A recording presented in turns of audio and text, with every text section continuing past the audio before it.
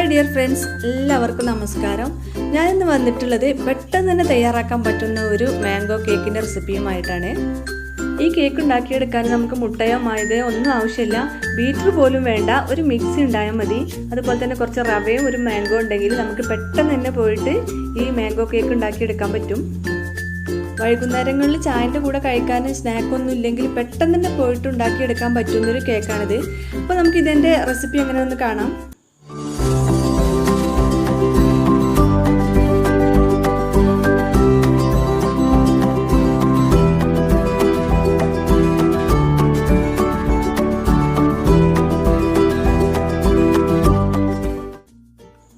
ഒരു മിക്സിയുടെ ജാറിലേക്ക് 1 കപ്പ് മാംഗോ ചെറിയ പീസാക്കിയത് ഇട്ട് കൊടുക്കാം. അപ്പോൾ മെഷർമെൻറ്റ് കപ്പിൽ 1 കപ്പാണ് ഞാൻ മാംഗോ എടുത്തിട്ടുള്ളത്. ഇനി ഇതിലേക്ക് ഒരു 3/4 കപ്പ് ഷുഗർ കൂടി ഇട്ട് കൊടുക്കണം. അപ്പോൾ പൊടിക്കാത്ത ഷുഗറാണ് ഞാൻ എടുത്തിട്ടുള്ളത്. 1/2 കപ്പ് പാൽ കൂടി ഇതിലേക്ക് ഒഴിച്ച് കൊടുക്കാം. ഇനി ഇതിലേക്ക് റവ ഇട്ട് കൊടുക്കണം. അപ്പോൾ ഒരു 1/4 കപ്പ് റവയാണ് ഞാൻ ഇതിലേക്ക് എടുത്തിട്ടുള്ളത്. അപ്പോൾ അത് മിക്സിയുടെ ജാറിലേക്ക് ഇട്ട് കൊടുക്കാം. ഇനി ഇതിലേക്ക് 1/4 കപ്പ് സൺഫ്ലവർ ഓയിലും ഒരു നുള്ളു ഉപ്പും കൂടി ചേർത്ത് കൊടുത്തിട്ട് നന്നായിട്ടൊന്ന് അടിച്ചെടുക്കാം. നമ്മളിതിലേക്ക് പൊടിക്കാത്ത ഷുഗറാണ് ഇട്ട് കൊടുത്തിട്ടുള്ളത്.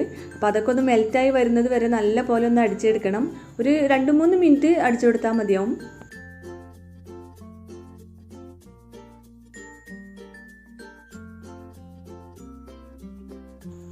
ഇനി ഇതൊരു ബൗളിലേക്ക് മാറ്റിയിട്ട് ഒരു 15 മിനിറ്റ് റെസ്റ്റ് ചെയ്യാനായിട്ട് മാറ്റി വെക്കണം.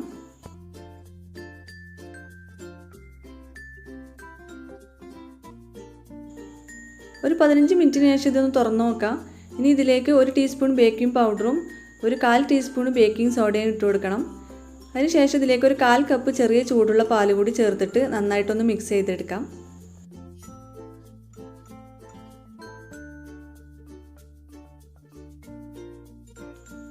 ഞാനിതിലേക്ക് കുറച്ച് നട്ട്സ് പൊടിച്ചും കൂടി ഇട്ട് കൊടുക്കുന്നുണ്ട്.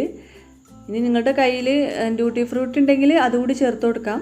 ഇനി ഇത് നല്ലപോലെ ഒന്ന് മിക്സ് ചെയ്തിട്ട് നമുക്ക് ബേക്ക് ചെയ്തെടുക്കാനുള്ള മോൾഡിലേക്ക് വെച്ച് കൊടുക്കാം. അപ്പോൾ ഞാനിതിന് വേണ്ടിയിട്ട് 7 ഇഞ്ചിൻ്റെ മോൾഡാണ് എടുത്തിട്ടുള്ളത്. അതിൽ ഓയിൽ ബ്രഷ് ചെയ്തതിന് ശേഷം ബട്ടർ പേപ്പർ വെച്ച് കൊടുത്തിട്ടുണ്ട്. ഇനി ഈ ബാറ്റർ ഇതിലേക്ക് ഒഴിച്ചു കൊടുക്കാം.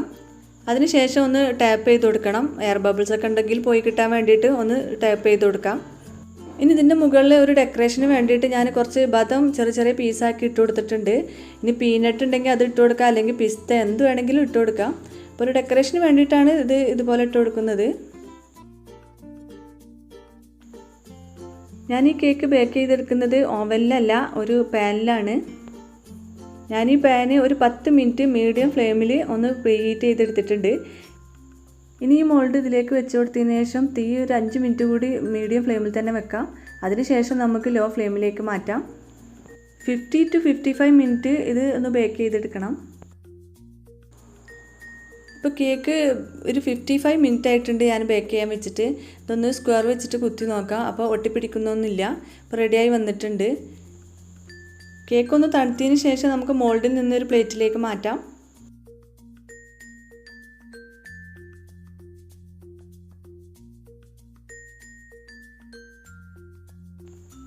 അപ്പോൾ നമ്മുടെ മാംഗോ കേക്ക് ഇവിടെ റെഡിയായി വന്നിട്ടുണ്ട്.